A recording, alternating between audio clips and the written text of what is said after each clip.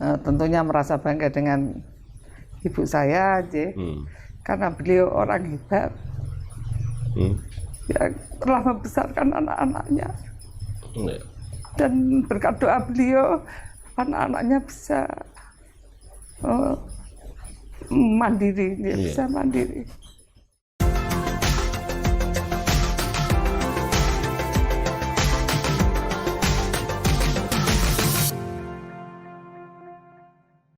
Assalamualaikum warahmatullahi wabarakatuh.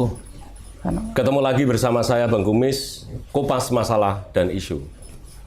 Para sahabat Bang Kumis, hari ini saya datang ke rumah seorang tokoh perempuan yang hebat. Beliau menjadi anggota DPRD Kabupaten Kudus 5 kali periode. Dan beliau juga pernah jadi ketua DPRD Kabupaten Kudus. Dan beliau saat ini adalah wakil ketua DPRD Kabupaten Kudus dan juga ketua DPD Partai Golkar Kabupaten Kudus. Siapa beliau?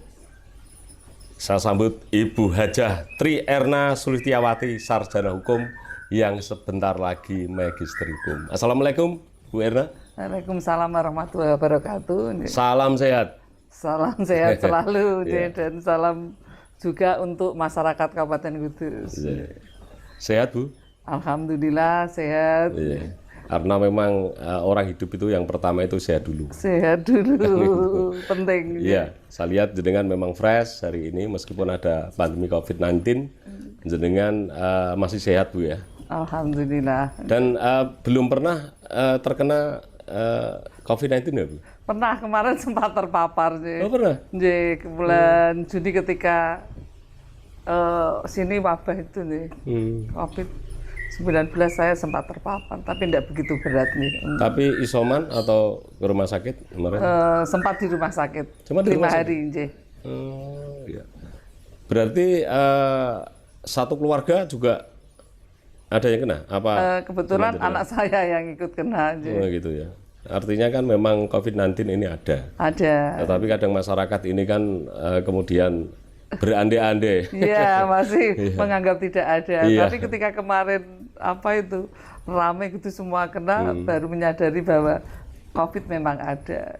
Pas masyarakat itu. Kudus itu zona merah. Zona merah, bahkan menjadi perhatian nasional. Iya. Tapi ada baiknya ketika Kudus menjadi zona merah, kemudian masyarakat sadar. Dan untuk penanganan juga ternyata agak berhasil ya kemarin itu memang. Sampai Jakarta pada turun dan kemudian kembali ke hijau, zona hijau. Meskipun sekarang katanya saya dengar sudah di PPKM level 3 kalau nggak salah. Betul. Kan begitu ya. Tapi aktivitas sudah mulai, masyarakat sudah aktivitas seperti sudah biasa. Seperti biasa meskipun misalkan ada kegiatan-kegiatan yang sifatnya mendatangkan banyak orang itu masih dibatasi. Dibatasi, kita tetap prokes. Iya. Kemudian tiap hari apa saja yang dilakukan Bu Erna? Karena ini kan belum normal 100% sebagai anggota dewan dan tentu sebagai ibu rumah tangga karena kodrat perempuan tidak bisa ditinggalkan itu. Sebagai anggota dewan tentunya tetap beraktivitas seperti biasa, seperti kegiatan DPR yang sudah terjadwalkan, kita tetap mengikuti tentunya dengan prokes protokol kesehatan sesuai yang dianjurkan oleh pemerintah. Dan sebagai ibu rumah tangga tentunya kami juga tetap kegiatan biasa. Dan menjaga prokes di rumah tentunya. Kemudian ini kan Bu Erna ini kan sekarang menjadi wakil ketua DPRD Kabupaten Kudus ya. Padahal dengan itu kalau saya baca biodata jenengan ini menjadi anggota dewan itu mulai tahun 97. Iya, betul. Karena ada reformasi kemudian hanya 2 tahun dulu itu. Tahun 99 kemudian jenengan tidak nyalon ya Bu, 99. Kemudian dilanjutkan tahun 2004 sampai sekarang. Dan jenengan pernah jadi ketua DPRD Kabupaten Kudus. Iya, betul. Dan ketika itu memang saya hanya mengalir saja sih ketika ada pencalonan partai menyarankan untuk ikut, ya saya daftar aja dan mengalir. Alhamdulillah bisa jadi. Kemudian jenengan itu kan sekarang ketua DPD Kalau partai lain itu sebutan DPD itu kan DPC, kalau di Golkar kabupaten. DPD Partai Golkar. Ya kalau Golkar itu sebutan kabupaten itu Dewan Pimpinan Daerah. Kabupaten gitu. Kalau provinsi. Dan ketika jenengan anggota Dewan pernah jadi ketua, kemudian pernah jadi anggota, kemudian jadi pimpinan lagi wakil ketua. Jenengan enggak kecewa, Bu? Biasanya orang politik itu ketika pernah jadi pimpinan kemudian turun itu kan kecewa gitu. Saya kebetulan enggak, jadi saya mengalir saja, cuman karena memang pertama itu memang instruksi partai, artinya saya melaksanakan penugasan dari partai. Disuruh jadi ketua, saya siap, anggota saya siap. Toh orang mengabdi kan tidak harus menjadi ketua untuk masyarakat.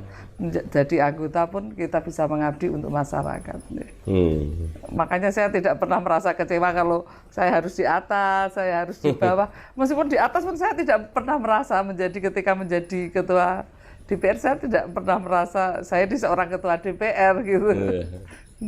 Ya, dan juga ketika jenengan sekarang menjadi ketua DPD dan dulu juga pernah jadi wakil-wakil ketua, wakil-wakil sekretaris dan begitu.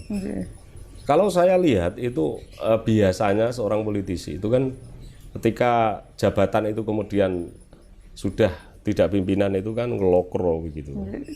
Nah jenengan orang ngelokro ini obatin apa? Lah itu mengalir dan saya melaksanakan perintah partai aja itu aja. Pimpinan saya ikuti gitu. Ini menjadi contoh untuk masyarakat ya secara umum bahwa menurut Bu Erna itu jabatan itu tidak segalanya. Jadi ditaruh dimanapun siap. Ini siap. Dan ini mungkin Pak Airlangga Hartarto yang ada di Jakarta bangga punya kader seperti Bu Erna ini karena ditaruh dimanapun beliau siap. Iya, siap mengabdi. Siap mengabdi. Iya. Kemudian di Dewan itu ketika jenengan pernah menjadi ketua DPRD kemudian menjadi anggota. Jenengan ketika rapat-rapat itu kan ada yang pimpinan Dewan itu pernah jadi anggota jenengan. Kemudian jenengan dipimpin itu gimana itu Bu? Kiat-kiat agar supaya jenengan ini tidak merasa jenengan itu di bawah gitu. Kiat-kiat seperti apa? Apakah tidak ada kecanggungan dari pimpinan Dewan yang dulu itu menjadi bawahan jenengan?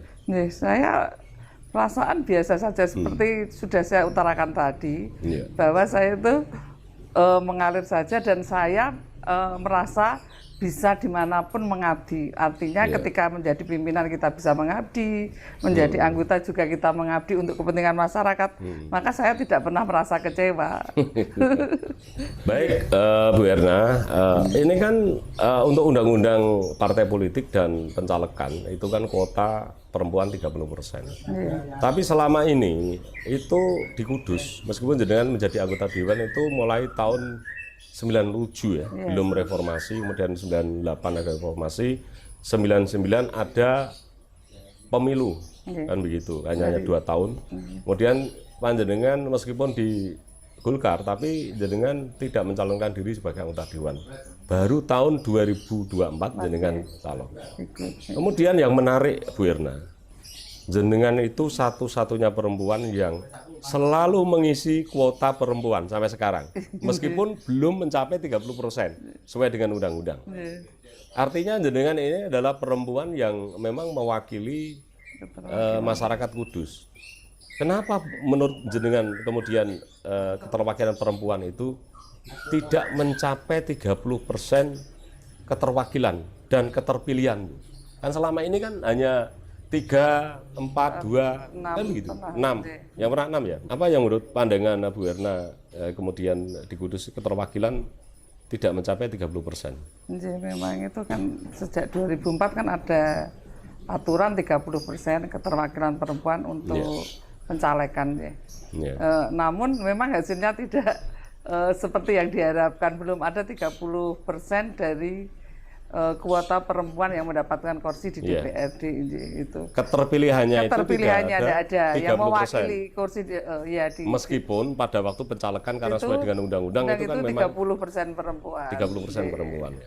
Jadi padahal pemilih juga banyak perempuan kan, tentunya secara logika kan harusnya perempuan itu memilih perempuan itu kan bisa memenuhi untuk yang kuota 30%. Jadi kalau menurut saya pribadi, karena waktu itu kurang beraninya perempuan untuk berkompetisi, meskipun sudah banyak sih sekarang yang sudah berani berkompetisi, terus adanya penilaian dari masyarakat itu lebih memilih laki-laki, laki-laki meskipun nilainya sama-sama 70, tapi masyarakat itu tetap yang diutamakan tetap laki-laki, gitu loh, yang keterpilihannya itu. Iya, pilihan. Padahal kalau saya lihat begini Bu, seorang perempuan itu ketika memang serius untuk mencalonkan diri sebagai anggota dewan itu sebenarnya kalau memang benar-benar dari sisi pendanaan itu kemudian cukup, itu saya kira juga peluangnya sama gitu. Ya betul. Sekarang juga banyak perempuan itu yang cerdas, seperti halnya Bu Erna. Dulu kita juga punya wakil bupati dari perempuan juga. Perempuan, Bu Eni waktu itu. Iya. Kemudian di daerah lain itu kan juga banyak perempuan-perempuan yang hebat. Yang sekarang ini Gubernur Jawa Timur juga seorang perempuan yang cerdas kan begitu. Iya, betul. Ya, kemudian Bu Erna, jenengan ini masuk di Partai Golkar itu sejak kapan? Saya waktu itu sejak mahasiswa ya. Saya sudah aktif di Golkar nih. Iya. Karena kesenangan saya di organisasi karena saya senang banyak teman, senang cari pengalaman. Makanya waktu itu saya aktif di Golkar. Pilihan saya di Golkar karena memang ini sebetulnya semacam warisan karena ibu saya itu aktif di Golkar, bapak saya waktu itu juga aktif di Golkar. Jadinya pandangan pertama saya itu ke Golkar waktu itu. Artinya jenengan ini masuk Golkar semenjak jenengan menjadi mahasiswa. Kemudian di organisasi Armderbu Golkar, yaitu ada AMPI, kemudian organisasi Putra Putri Purnawirawan, FKPPI saya anaknya tentara dan di KNPI, organisasi pemuda. Itu. Artinya jenengan memang dari muda ya sudah aktif di organisasi. Makanya kemudian jenengan ini untuk mencalonkan sebagai anggota dewan itu wis anggere ana pemilu nyalon Bu Erna mesti dadi. Saya disuruh nyalon ya ikut aja sebetulnya. Mengalir, cuman saya sudah berprinsip gini aja. Pokoknya saya berbuat baik untuk masyarakat, tergantung masyarakat nanti, terserah masyarakat yang menilai. Kalau kita berbuat baik tentunya masyarakat akan menilai sendiri. Iya. Dan saya mengalir aja. Daftar, ada caleg saya daftar, alhamdulillah jadi. Dan dapilnya mulai tahun 97 sampai sekarang memang dapil yang sekarang dapil 4 ya? Iya, sekarang dapil 4. Belum pernah pindah dapil? Dulu ya? Belum pernah, sejak adanya dapil saya di dapil ini. Dulu kan kabupaten ketika 97, 99 itu. Dapil itu, belum pembagian 99 dapil. Itu kan kabupaten dulu ya? Iya, saya ingat itu. Kemudian Bu Erna, jenengan ini kan satu-satunya perempuan yang pernah menduduki ketua DPRD di Kabupaten Kudus ya. Kalau wakil ketua jenengan sudah pernah ya, sampai sekarang ini kan juga wakil ketua. Dan jenengan satu-satunya pimpinan partai di Kudus perempuan juga jenengan. Oh ya, ada di PAN. Ada. Dulu pernah Bu Maisaro dari P3, yang sekarang ini dari PAN kemarin Bu. Bu Endang. Iya. Kemudian Bu Erna, di Kudus ini kan kemudian ada masyarakat itu membicarakan mitos. Bahwa yang pertama mitos itu bahwa calon kepala daerah atau bupati itu kelahirannya bukan di Kudus. Mitos yang kedua, yang namanya mitos itu kan bisa ya bisa tidak. Yang kedua, mitos bahwa seorang perempuan itu tidak bisa menjadi bupati. Karena sampai sekarang belum ada bupati perempuan. Padahal saya lihat bupati perempuan itu banyak yang berhasil loh Bu. Ya kan? Di Demak pernah ada perempuan Bu Endang, kemudian di Tangerang Selatan itu juga perempuan, di Kendal juga pernah perempuan, kemudian Grobogan sekarang juga perempuan, di Sragen juga perempuan, Gubernur Jawa Timur perempuan, banyak perempuan yang kemudian menjadi kepala daerah. Menurut pandangan Bu Erna, jangan percaya nggak itu ada mitos itu? Masalah mitos, namanya juga mitos kan, bisa dipercaya juga bisa tidak. Mudah-mudahan hanya sekedar mitos. Dan sebetulnya saya telah membuktikan meskipun hanya di pimpinan DPR waktu itu kan bahwa perempuan tidak boleh memimpin. Ketika itu saya sudah menjadi ketua DPRD perempuan. Waktu itu bahkan kayaknya Jawa Tengah yang pertama. Ketika antar waktu baru ada perempuan-perempuan ketua DPRD perempuan. Ya, mudah-mudahan ini hanya mitos, dan untuk selanjutnya pimpinan di Kabupaten Kudus mudah-mudahan nanti juga ada perempuannya. Dan saya bangga sekali dengan perempuan-perempuan yang menjadi pimpinan-pimpinan di pemerintahan, termasuk bupati, wali kota, dan gubernur dan kepala dinas dinas perempuan. Nah, saya berharap kuota perempuan yang 30% ini tidak hanya di legislatif tentunya. Saya berharap juga di eksekutif. Jadi untuk pos-pos tertentu yang jabatan itu bisa dipenuhi kuota yang 30% disyaratkan dari perempuan. Karena perempuan sekarang kan sudah hebat-hebat, pinter-pinter, dan saya kira tidak kalah dengan laki-laki. Dan kelebihan perempuan itu selalu melangkah dengan perasaannya, dan itulah yang menjadi kelebihan perempuan.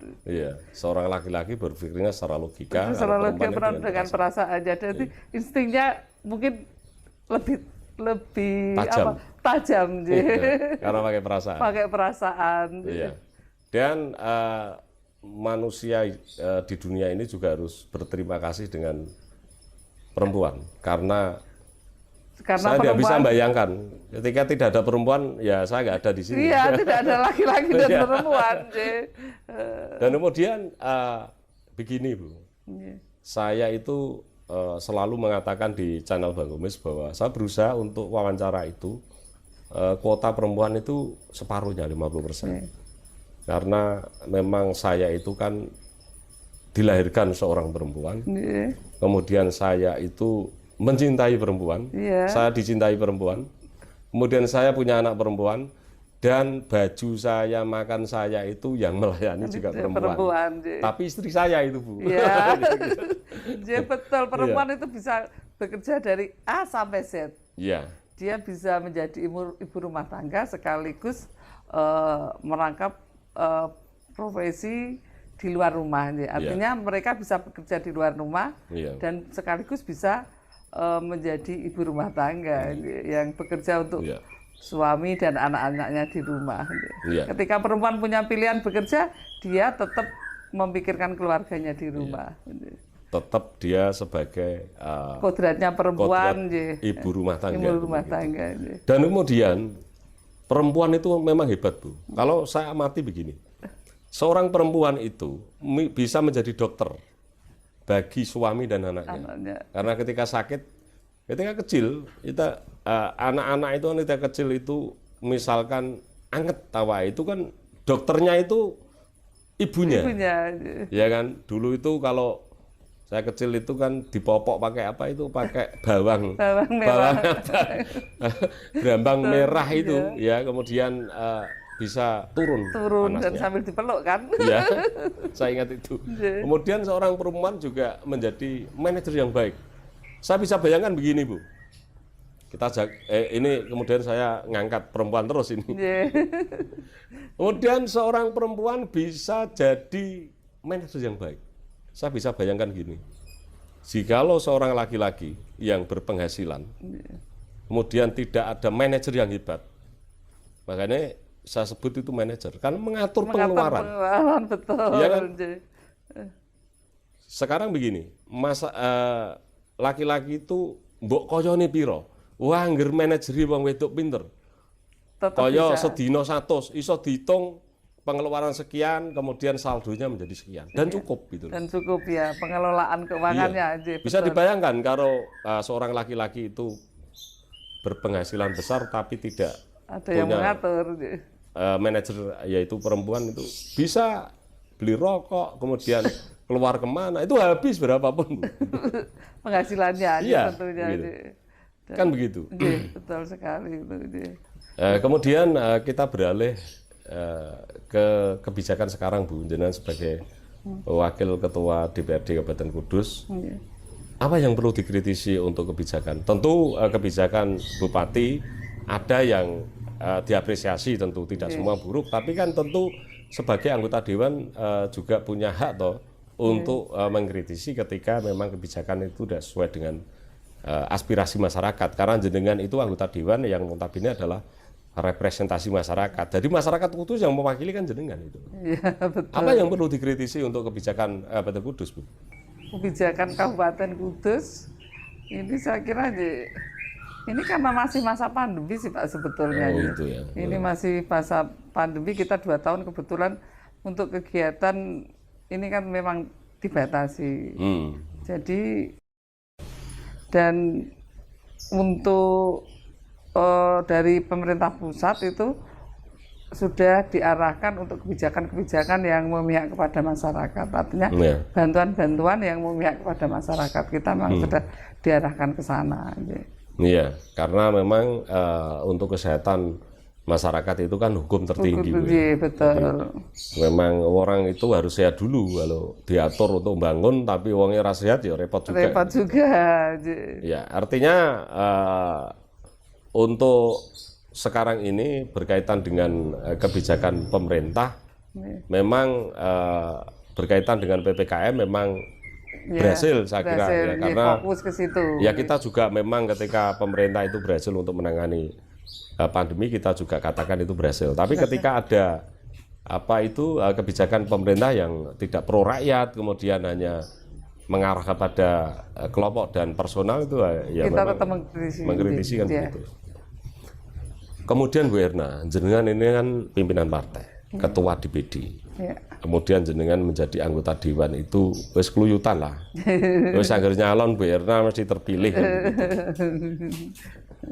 Apakah tidak ada obsesi untuk ke DPR provinsi atau ke DPR RI atau bahkan eksekutif, dalam ini adalah calon bupati?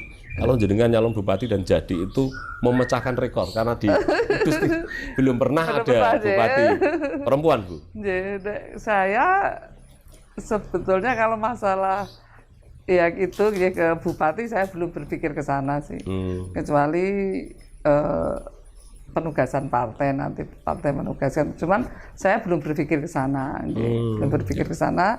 Dan untuk ke provinsi ini adalah sebuah pilihan. Ketika saya milih profesi sebagai kerja di luar rumah dan harus tetap sebagai ibu rumah tangga, dan saya tentunya punya suami yang harus saya nggak bertanggung jawab, jadi saya harus menuruti suami. Jadi kebetulan suami saya tidak boleh saya keluar dari Kudus. Pengen mengabdi kan tidak harus ke provinsi atau kemana, di Kudus pun bisa mengabdi. Jadi saya mengikuti saja. Artinya Bu Erna ini istri teladan, yang soleha. Karena saya itu ketika melihat bahwa seorang perempuan kemudian punya jabatan ketua DPR, pimpinan Dewan, itu tidak bisa dikalahkan argumentasi suaminya. Gitu. Ternyata Bu Erna juga seorang perempuan, seorang ibu, seorang istri yang taat pada suami. Ya, ketika betul, memang harus di wis nang Kudus saya Bu, nggak usah jauh-jauh. Kemana-mana, mengabdi tidak harus kemana-mana. Di Kudus pun bisa, saya harus mengikuti. Iya. Kemudian persiapan untuk Golkar ini sekarang punya 7 kursi. 7 kursi, ya. Kemudian persiapan untuk pemenangan di Golkar, apa sudah ada penjaringan calon legislatif atau? Ya, ini kami sudah mengarah ke sana, memang penjaringan untuk legislatif, karena memang dari partai instruksinya juga seperti itu, dari pusat diharapkan kita sudah mulai menjaring untuk calon-calon legislatif dan itu sudah kami lakukan, mulai ada pendekatan dulu lah. Dan target kami nanti kemarin kami 4 naik 7 dan target kami menjadi 9 di masing-masing kecamatan. Kami punya 1 perwakilan nanti target kami. Itu ya 9. Untuk 2024 nih. Yeah. Menjadi 9 lah. Iya. Apakah ini sudah ada keterwakilan perempuan yang 30% berkaitan dengan pencalekan itu? Ada. Tentunya kami mengikuti aturan yang ada. Yeah. Dan saya berharap keterwakilan kami yang 30% itu bisa masuk di legislatif sejumlah itu. Kan selama ini kan keterwakilan yang 30 itu di pencalekan belum bisa memenuhi. Iya. Tingkat keterpilihannya yang belum ya. Kita kursinya yang belum kita dapat. Iya. Bahkan ada partai yang ternyata tidak ada satupun perempuan. Perempuan, betul. Kalau sekarang ini kan yang perempuan dari Golkar jenengan, kemudian dari PKS kayaknya. Ya, 1 Bu Umi. Kemudian PAN ya. PAN, Bu Endang. Iya. Terus PKB. PKB. Iya. Kemudian untuk perempuan-perempuan yang duduk di legislatif, apakah juga sekritis jenengan ketika rapat-rapat, ketika sesuai dengan kewenangannya? Iya betul, ya, sudah saya yang sekarang sih sudah kritis-kritis ya. Jangan sampai karena perempuan itu kemudian kalau rapat itu hanya pelengkap daftar hadir kemudian enggak, sekarang gitu. Sudah kritis ya, sudah hebat-hebat perempuan ini. Iya. Kemudian Bu, saya mengandai-andai ini. Kalau jenengan ini kemudian didaulat partai untuk dicalonkan sebagai bupati atau wakil bupati Kudus, apa yang jenengan lakukan ketika jenengan didaulat masyarakat menjadi bupati Kudus untuk menata Kudus? Karena Kudus ini kan menjadi julukan kota santri, dari julukan kota kretek, kota jenang, kota bordir juga ya. Apa yang akan dilakukan Bu Erna untuk kemajuan Kabupaten Kudus, Bu? Ini berandai-andai. Ya, boleh kan berandai-andai? Boleh. Kan bisa jadi terjadi. Gitu. Mudah-mudahan ya. Kalau memang seperti itu dipercaya masyarakat ya tentunya kita akan melaksanakan apa yang menjadi kebutuhan masyarakat Kudus. Pembangunan atau prioritas pembangunan yang menjadi kebutuhan masyarakat Kudus. Iya. Kita sesuaikan lah. Iya. Kalau jenengan ini kan sambil minum Bu. Iya, moga. Sambil minum. Kalau saya Bu, saya tidak ragu dengan seorang Ibu Erna karena jenengan pernah jadi ketua DPRD Kabupaten Kudus yang pada waktu itu bupatinya Pak Mustafa ya dulu. Itu pernah terjadi kejadian yang satu-satunya di Indonesia, yaitu perkada. Betul. Ya kan? Perkada, dan itu menjadi trending topik karena ketua DPR-nya perempuan. Ya, betul. Saya bisa membayangkan ketika Bu Erna ini menjadi bupati. Saya kira jenengan punya ketegasan. Apakah jenengan memang galak loh Bu? Kalau saya lihat face-nya jenengan bukan orang galak aja. Ya, kita aja menyesuaikan aja. Maksudnya gini, ketika harus marah kan kita marah. Ketika harus tidak marah, masa marah terus. Yang saya itu prinsip, yang penting ada hal-hal yang prinsip yang harus saya pertahankan, tetap saya pertahankan. Iya, karena perempuan pakai perasaan. Tapi sepanjang saya ketemu Bu Erna itu nggak pernah ada wajah yang merengkut cemberut, nggak, selalu tersenyum. Selalu tersenyum. Itu semana, mungkin itu kelebihan perempuan gitu ya. Dengan senyuman, dengan itu menyelesaikan masalah ya. Barangkali kalau misalkan jenengan jadi bupati itu kan orang-orang yang kemudian galak, orang-orang yang kemudian sering kritis tapi tidak produktif kan ada orang yang tidak produktif. Tapi ketika jenengan itu bertemu dengan jenengan dan jenengan dengan wajah tersenyum dengan wajah yang semana itu barangkali luntur. Tidak jadi marah. Ya. Untuk pilkada tahun 2024 itu kan hasil pemilu dari 2024 karena untuk pemilu legislatif itu bulan kalau nggak salah itu bulan Februari atau apa?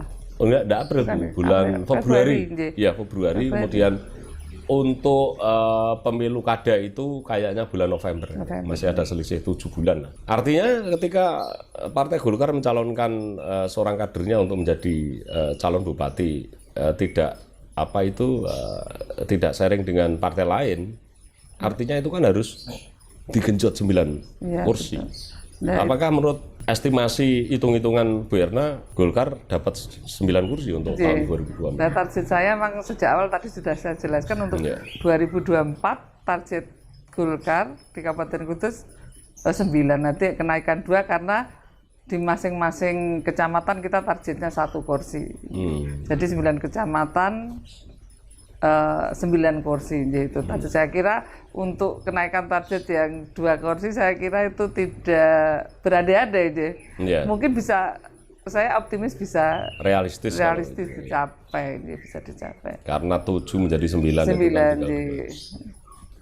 Dan yang terpenting itu memang karena di Kudus ini kan untuk mencalonkan diri sebagai baik itu sebagai anggota dewan maupun sebagai bupati itu kosnya tinggi, Bu. Nah, ini yang perlu harapan dari Bu Erna berkaitan dengan politik yang kosnya tinggi ini kan kemudian berdampak kurang baik ya ketika jadi itu. Karena ada beban yang begitu banyak itulah. Karena Kudus ini luar biasa, Bu. Luar biasa aja. Iya. Kalau saya lihat untuk dari kabupaten lain itu ya kayak Kudus lah, kosnya terlalu tinggi, bahkan sampai di kepala desa itu ada yang habisnya itu sampai 2 miliar, ngeri sekali. Apa harapan Bu Erna untuk agar supaya politik wani piro ini ya ditekan seminim mungkin lah, jangan sampai sebegitunya kosnya tinggi gitu, Bu. Iya, mungkin karena sistem pemilu, namun ini sudah menjadi keputusan ya kita mengikuti aja, sistem pemilu ini yang terbuka itu. Jadi seperti itu lah, dengan kos yang terlalu tinggi mungkin bisa ditekan dengan kualitas dari caleg nih. Nanti tentunya dengan kualitas dari caleg diperlihatkan dulu kepada masyarakat. Nanti kita sudah mulai memperlihatkan diri untuk apa itu persiapannya biar masyarakat bisa menilai. Tentunya masyarakat juga bisa menilai lah. Ini dengan kos tinggi, ini dengan kira misalnya dengan kos, kalau kita ukurannya kos yang tinggi kita, ini caleg yang ini sama caleg yang ini beda. Tentunya masyarakat akan masih bisa memilih. Artinya kualitas caleg yang satu dengan yang lain bisa berbeda. Memilih lah, berbeda. Kalau orang Jawa itu kan non sewu, ketika sudah dipangku atau didekati, artinya kemudian didekati itu kan luntur. Iya betul, kita mulai pendekatan. Jangan mendadak, betul. Kan di bangku meneng baik gitu. Iya, itu makanya kita mulai pendekatan secara persuasif mulai dari sekarang ini. Ya itu terbukti ketika jenengan anggar nyalon mesti dadi ini kan gitu. Karena senyum tadi. Ya karena senyum. Karena senyum tadi. Dan saya mengalir saja. Kemudian ternyata Bu Erna ini masa kecilnya mulai SD itu sudah tinggal orang tua ya? Iya betul, bapak saya sudah meninggal. Saya 4 bersaudara yang dibesarkan oleh seorang ibu. Dan saya tentunya merasa bangga dengan ibu saya, karena beliau orang hebat yang telah membesarkan anak-anaknya. Dan berkat doa beliau, anak-anaknya bisa mandiri, bisa mandiri. Saya juga berkaca-kaca Bu, karena saya juga sangat sayang orang tua. Saya bangga sekali dengan ibu saya. Jadi yang membesarkan jenengan Ibu dan saya. saudara-saudara ibu saya. Ibu saya seorang single parent ya. Masih hidup ya Bu sekarang? Ibu masih sampai sekarang. Masih sehat? Masih sehat, alhamdulillah. Dan berkat beliau, saya bisa menjadi sekarang. Selain tentunya dukungan dan dari suami dan anak-anak saya. Seorang ibu yang hebat. Ya. Tentu sekarang ini bahagia sekali karena bahagia sekali, dan sudah menjadi orang gitu ya. Dan kebahagiaan orang tua itu Bu Nun Sewu itu kan bukan masalah seberapa dia dikasih uang, dikasih apa. Betul, betul. Ketika anaknya itu kemudian menjadi, apalagi jadi pernah menjadi ketua DPR, saya tidak bisa membayangkan. Ketika orang tua saya, ketika saya beli apa itu aja, dia nangis dipeluk. Iya, betul. Bangga dengan anaknya. Bangga dengan anaknya, gitu. Betul sekali. Apalagi ibu saya yang seorang single parent, melihat anak-anaknya sekarang sudah sukses menurut ukuran kami, tentunya. Ibu saya tentunya sangat bangga dan senang. Ya, artinya Bu Erna ini memang karena sejak kecil tinggal ayah kemudian tinggal ibu single parent. Kemudian jenengan dibesarkan oleh seorang ibu ya, seorang janda, kemudian maka jenengan terbentuk. Ketika jenengan jadi pimpinan dewan, baik itu jadi wakil ketua DPR maupun jenengan jadi ketua DPRD, karena masa lalu jenengan ini ditinggal seorang anak, maka jenengan ini terbentuk jiwanya bahwa mandiri. Ya, mandiri. Beginilah ketika seorang pemimpin itu masa lalunya itu memang tidak semulus yang mereka duga. Ternyata Bu Erna juga masa kecilnya juga karena ya itu tadi orang tua tinggal satu dan saya harus mandiri, saya harus membantu ibu saya, minimal menjaga perasaan ibu saya dan menurut kepada ibu saya. Biar tidak mengecewakan karena ibu saya sudah demikian merawat kami anak-anaknya. Karena begini Bu, seseorang karakter seseorang itu untuk mengetahui karakter orang itu hanya satu yang harus kemudian diketahui. Jika seorang anak atau seseorang yang kemudian mencintai orang tuanya, itu sudah mewakili karakter orang. Ya kan? Sehebat apapun seorang, kalau kemudian tidak sayang kepada orang tuanya, ya saya anggap itu bukan orang baik. Bukan orang baik sih. Parameternya itu di orang tua. Ketika jenengan membicarakan ibu jenengan kemudian keluar air mata, ini artinya perasaan di dalam ini ingat ketika jenengan kecil, perjalanan dirawat, di perjuangan ibu saya, orang tua saya. Baik Bu Erna, saya kira ketika jenengan itu tadi menangis, kemudian saya juga larut dalam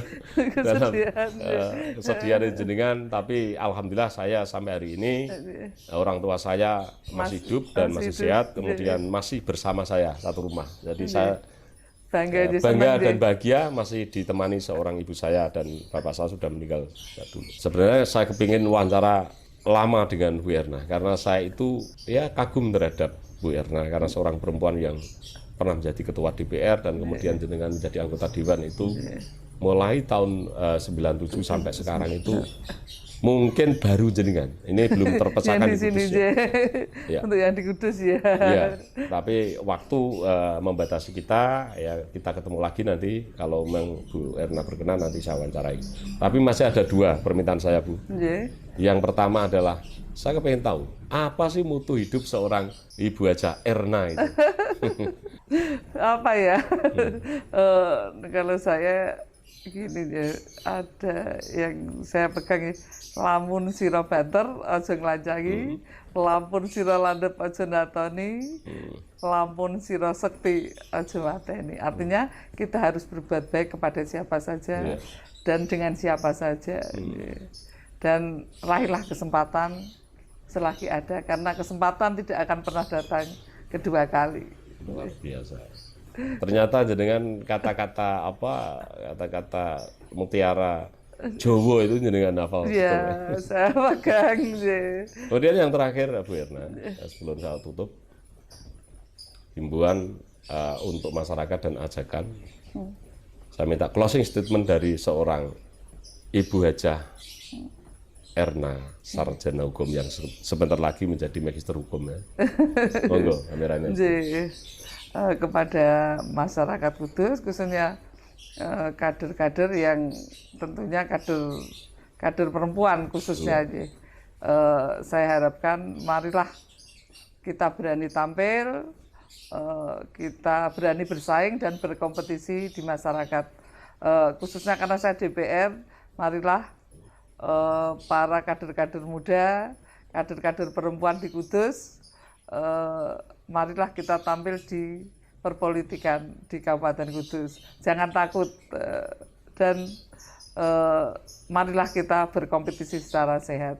Tunjukkan kemampuan dan keberhasilan kita. Saya kira itu. Ya, baik. Terima kasih Ibu Hajah Tri Erna Sultiawati, sarjana hukum yang sebentar lagi menjadi magister hukum. Ini tinggal nunggu waktu saja. Atas waktunya, Bu, saya diberi kesempatan silaturahmi dan jagong bareng dengan seorang perempuan yang sangat hebat sekali.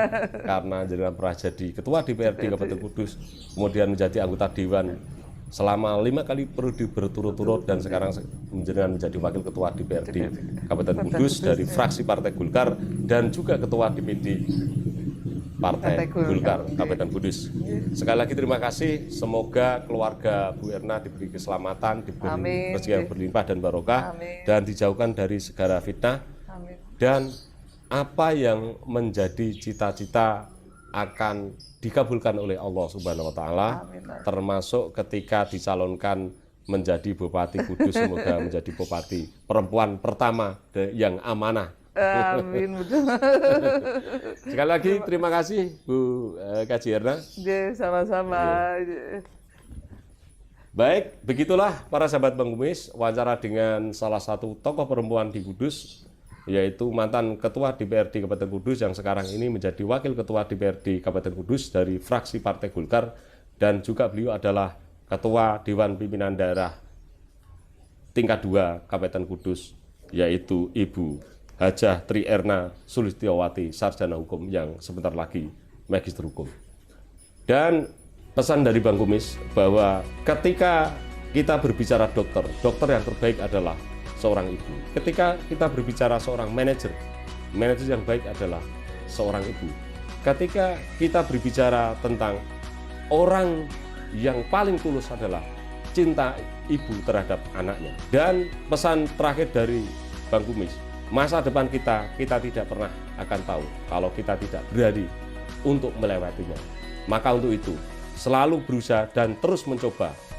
Saya Bang Kumis, sampai ketemu di lain kesempatan. Wassalamualaikum warahmatullahi wabarakatuh. Salam sehat.